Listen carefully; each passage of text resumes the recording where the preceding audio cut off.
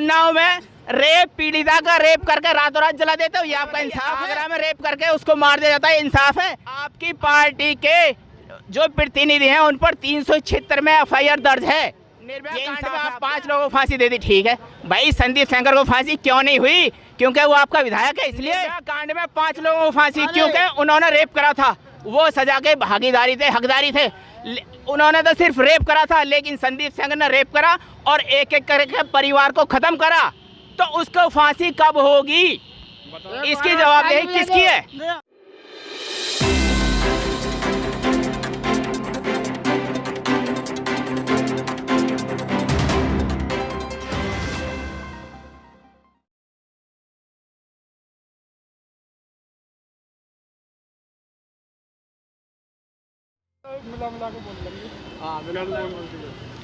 आदाब सलाम, मैं एजाज़ उत्तर प्रदेश का ग्राउंड रिपोर्ट जानने के लिए फ्रीडम एक्सप्रेस पूरे उत्तर प्रदेश का दौरा कर रही है।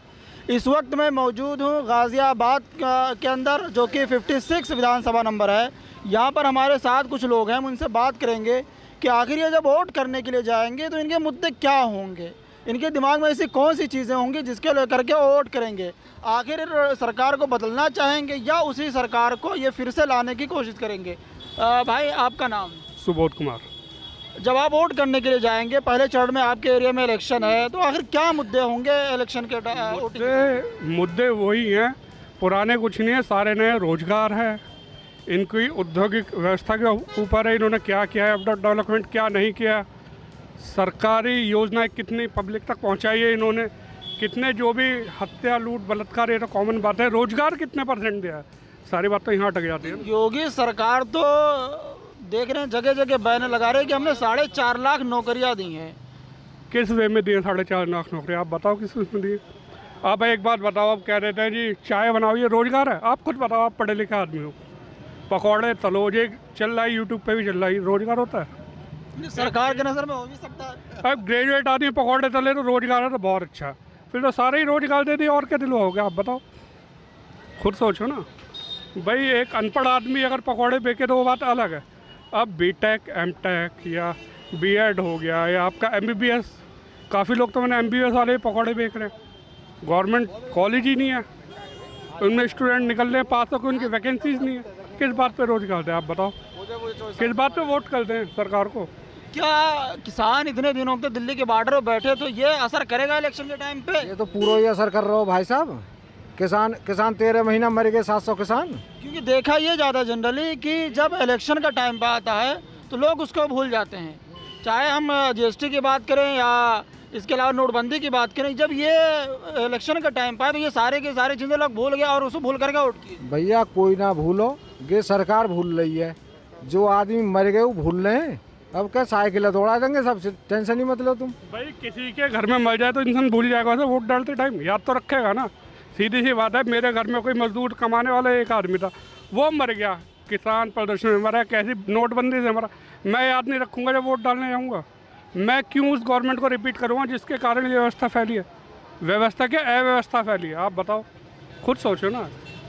आप तो एक पत्रकार हो, पत्रकारों की तो फ्रीडम ही ख़त्म कर दी, गला घोट के रख दिया। सारे न्यूज़ चैनल वाले एक तरफा दिखाते बीजेपी जीत रही है।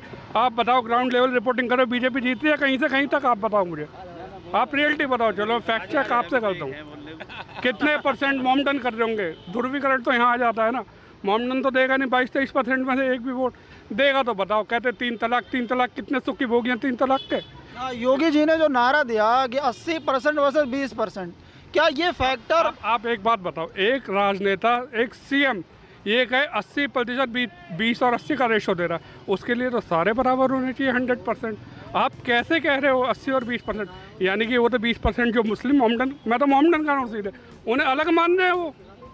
ये क्या तरीका है? एक जिम्मेदार व्यक्ति बैठा संवैधानिक पद पे, वो कह रहा है कि 20 और 80 का क्या लड़ाई, दायरा खींच रहे हो आप? हैं तो ये भी मुसलमान, जो भी वो भी तो है ही भाई, वो भी तो पानी वही पी रहा ना, उसके लिए भी 500 का नोट वही चल रहा है, या उसके लिए कम ज़्यादा का चला रहे हो? ये क्या तरीका है? आप खुद बताओ। कुछ लोगों से जानने की कोशिश करेंगे कि आखिर जब वोट करने के लिए जाएंगे तो उनके मुद्दे क्या होंगे। भाई साहब आपका नाम? हमारा तो राष्ट्र धर्म का मुद्दा मेन रहता है जी। हम जो बीजेपी के पूरे समर्थक हैं, राष्ट्रवादी सोच की वजह से ही हैं बीजेपी के समर्थक। हम लोकल मुद्दों को ज़्यादा अहमियत नहीं देते हैं।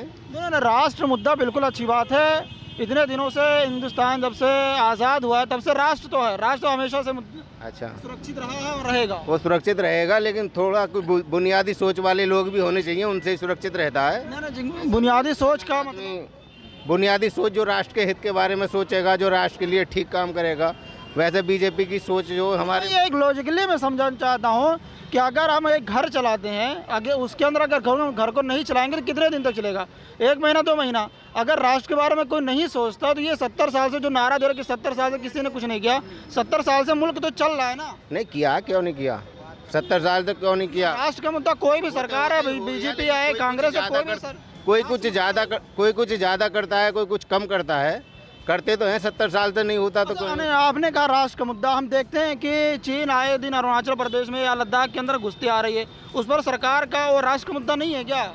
या लोग राष्ट्र के मुद्दे में क्या आवाम नहीं आती है, जनता नहीं आती है और जनता भूख पे? एक आम आदमी के लिए चीन के लिए बोलना या पाकिस्तान के लिए बोलना बहुत आसान होता है। जो इंटरनेशनल लेवल पर गवर्नमेंट काम करती है उसके लिए इतना आसान नहीं होता। चीन हमारे यहाँ आ गया, आज मैंने कह दी चीन हमारे यहाँ आ गया, राहुल गांधी ने कह दी कि चीन हमारे यहाँ आ गया, तो चीन पर आक्रमण तो कर नहीं सकते या भगा नहीं सकते। कूटनीतिक बातें होती हैं, वो राष्ट्र के लेवल पे होती हैं, वो गवर्नमेंट करती रहती है। उसमें छोटी छोटी बातें तो कोई छोटे उसमें बता ही नहीं जाती। राष्ट्र के मुद्दों को हम बरकरार रखने के लिए प्रयागराज के अंदर हजारों स्टूडेंट उनके हॉस्टल में घुसकर मार सकते हैं। कैसे मार सकते हैं?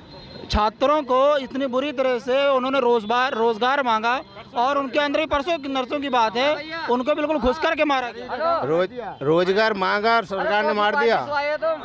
फिर पार्टी में तो मिलेगा वो तो जो कोई भी हो उपद्रव करेगा तो उसका तो सरकार अपने हिसाब से निपटेगी ना। उसमें ये नहीं हो सकता ना कि भाई छात्र के नाम पे कोई भी कुछ भी उपद्रव मचाए, कोई भी लूटपाट तोड़फाड़ मचाए और पुलिस कुछ भी ना करे। वहाँ कल को पुलिस कुछ नहीं करेगी, कल आप ही बोलोगे पत्रकार जाके जी पुलिस ने कुछ नहीं करा, वहाँ इतनी तोड़फोड़ हो गई, वहाँ इतनी आगजनी हो गई, वहाँ इतनी गाड़ी हो गई, तो अगर पुलिस क्या करेगी?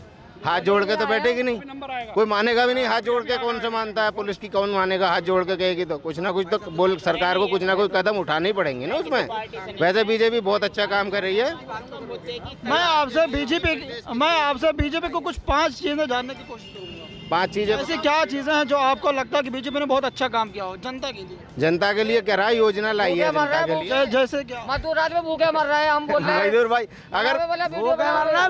अगर कोई कुछ नहीं करेगा, अगर कोई कुछ काम नहीं करेगा तो भूखा तो मरेगा ही। गवर्नमेंट थोड़ी देगी। अगर आप काम कर रहे हो, अपना पत्रकारिता कर रहे हो तो काम करके तो कर रहे हो। अगर मैं कुछ काम नहीं करूंगा, सुबह से शाम तक मैं खाली बैठूंगा, सुबह से शाम तक मैं कुछ भी नहीं करके चोरी करूंगा तो खाली रहेगा।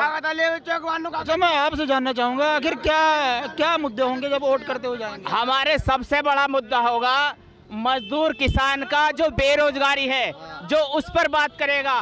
रोजगार पर इस बार वोट होगा, हिंदू मुस्लिम जातिवाद पर वोट नहीं होगा।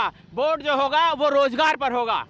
बहुत हिंदू मुस्लिम मंदिर मस्जिद कर लिया, महंगाई के लिए वोट होगा और रोजगार के लिए वोट होगा। भाइयों बहनों, मैंने 3 लाख कंपनियों में ताले लगा दिए, कौन सा भला काम कर दिया भाई? हमारे इतने मजदूर किसान मारे गए, ये बेरोजगार हो गए, घर से बेघर हो गए। और लॉकडाउन में कितने लोग मरे, नोटबंदी में कितने लोग मरे, उसकी जवाबदेही किसकी है? मैं किसी पार्टी विशेष का आदमी नहीं हूँ भैया, मैं जनता का आदमी हूँ, मजदूर आदमी हूँ, मजदूर आदमी हूँ मैं। मुझे जवाब दे। सरकार ने कहा कि हमारे पास डाटा नहीं है कितने लोग मरे। सरकार के पास डाटा नहीं है, उसने कैसे लॉकडाउन कर दिया, कैसे कंपनियां कैसे बंद कर दी? आप बताइए, कितने लोग भूखमरी से मर गए, किसकी जवाबदेही है इसकी? कौन जवाब देगा इसका? भाइयों बहनों, 3 लाख कंपनियों में ताला डाल दिया। भाइयों बहनों, भगदड़ मचा दो। भाइयों बहनों, मैं ये अरे यार कोई नहीं डाले। जो सिलेंडर हम 250-300 का लेते थे, आज वो 1000 में हमें लेना पड़ रहा है। बच्चे भूख से मर रहे हैं, बुजुर्ग दवाई के बिना मर रहे हैं, और आप लॉकडाउन लगा रहे हो, कंपनियों में ताला डाल रहे हो। किसकी जवाबदेही है? कौन जवाब देगा इसका? क्या बात करते हो आप? सुनो, कोरोना के नाम पे मजदूरों के चूतर पीटे जाते हैं, मजदूरों पे डंडे बजाए जाते हैं। किसान खेत में गेहूं काट रहा, फसल काट रहा, उस पर आप लठ बजाते हो। जो हवाई जहाज से कोरोना लेकर आता, उसकी आप कॉली भरते हो, उसको आप सैल्यूट मारते हो, उसको माला डालते हो। कौन? उन्नाव में पीड़िता का रेप करके रातों रात जला देते हो, ये आपका इंसाफ है? इंसाफ है आपका? मुझे बताइए, आगरा में रेप करके उसको मार दिया जाता है, इंसाफ है?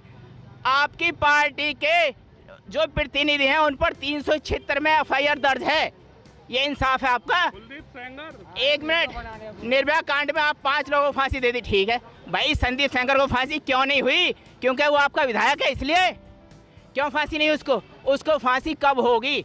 आपके पास जवाब है? जवाब है, उसको फांसी क्यों नहीं हुई? निर्भया कांड में 5 लोगों को फांसी, क्योंकि उन्होंने रेप करा था, वो सजा के भागीदारी थे, हकदारी थे। उन्होंने तो सिर्फ रेप करा था, लेकिन संदीप सेंगर ने रेप करा और एक एक करके परिवार को खत्म करा, तो उसको फांसी कब होगी?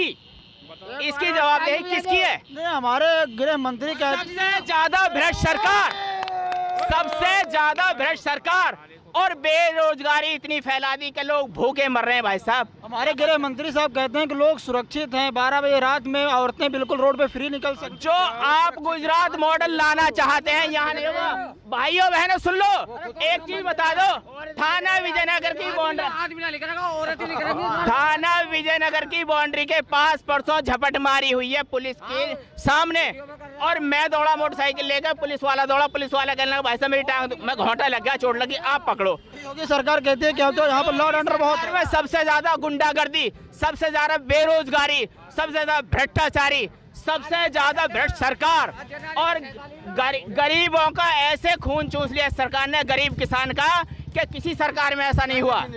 हमें क्या, सुनो, जितनी जनता खड़ी है भाई बहनों, सच बोलना, हमें क्या चाहिए? सिर्फ एक रोजगार, कुर्सी तो नहीं चाहिए, हमें कुर्सी नहीं चाहिए, हमें सिर्फ रोजगार चाहिए। आपने रोजगार दिया नहीं, आपने रोजगार देने से तो गए, उल्टा छीन लिया और पिछोड़ने पर लात मार दी, साले मरो। बहुत बहुत शुक्रिया। यहाँ अभी बात पूरी नहीं हुई, महंगाई चरम, अभी यहाँ पर जनता इतनी नाराज है कि बात पूरी न भी और होता है। जितने यहाँ मेरे भाई खड़े हैं, किसी का भी सीमित रोजगार नहीं है। सुबह घर से 4 बजे 5 बजे निकलते हैं भूखे प्यासे अपने बच्चों को छोड़कर, और यहाँ आते हैं, चौक पर बैठते हैं कि 2 पैसे का हिल्ला होगा तो शाम को हमारे बच्चे रोटी खाएंगे। लेकिन इस सरकार ने, इस निकम्मी सरकार ने इतना खून चूस लिया कि 2 जून की रोटी महोत्सव नहीं है, 2 जून की रोटी महोत्सव नहीं है। हर चीज की महंगाई चरम सीमा पर कर दी, और जब महंगाई चलेगी तो कहाँ से रोजगार मिलेगा? आपने कंपनियां बंद करी, कहाँ से रोजगार मिलेगा? एक आदमी अपने 10-12 परिवार को खींच रहा था, चला रहा था गाड़ी परिवार की, जो वो सुबह काम पे जाता था, कंपनी आपने बंद कर दी, 6 मर गए उसमें से, किसकी जवाबदेही है? एक परिवार में से 2-2, 4-4, 6-6 लोग मरे। सरकार इतनी निकम्मी, किसकी जवाबदेही है? सरकार की नहीं तो किसकी जवाबदेही है? कौन जवाब देगा? ये इतनी निकम्मी सरकार है कि वोट के नाम पे इसको भाई बहनों क्या दोगे? जूता। क्या दोगे सरकार को? जूता मिलेगा, कोई वोट नहीं मिलेगी, वोट उसको मिलेगी जो हमारे गरीब भाई बहनों को रोजगार देगा। बिल्कुल, यहाँ सरकार के खिलाफ बहुत नाराजगी है, और जितनी भी चीजें हैं वो सरकार ही उसकी जिम्मेदार है। आप सबका बहुत बहुत शुक्रिया हमसे बात करने के लिए। देखते रहिए फ्रीडम एक्सप्रेस।